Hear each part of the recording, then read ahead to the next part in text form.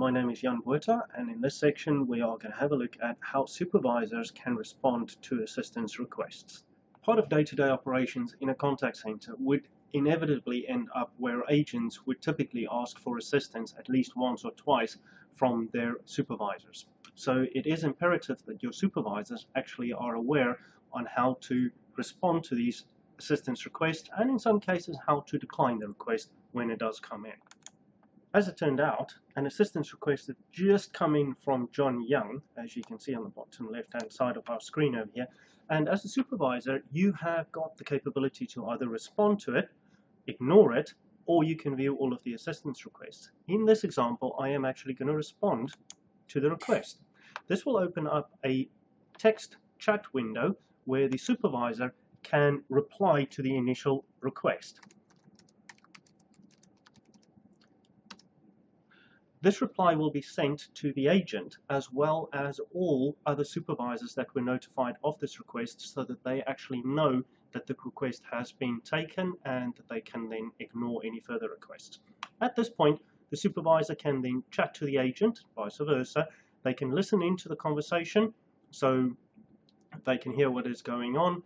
They can coach the conversation, which means they can talk to the agent, but the caller will not hear any of the conversation, or they can actually join into the conversation.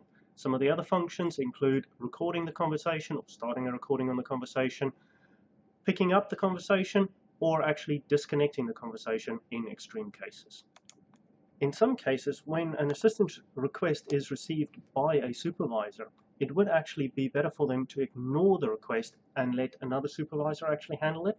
So in that case, the supervisor can simply click the ignore button and the request will then disappear. The agent will be notified that the specific supervisor, and it'll state which supervisor it is, has actually ignored their request for assistance. The last option that is available to the supervisor when an assistance request comes in is to actually go into the Manage Assistance Requests box, which will open up a tab, in which case they can then view all assistance requests that is currently active on the system. In this case, they can then once again decide to highlight a specific request and either respond or ignore that request. They can also change the grouping in the drop-down menu by grouping it via workgroup, or in case there were any responses, by responses on the system.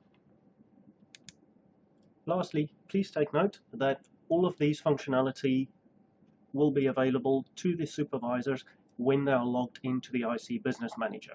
If they want to listen into conversations, join conversations, or indeed coach the agent, they will also have to be logged into their Interaction desktop or Interaction client and have a valid workstation or telephone device associated with that workstation.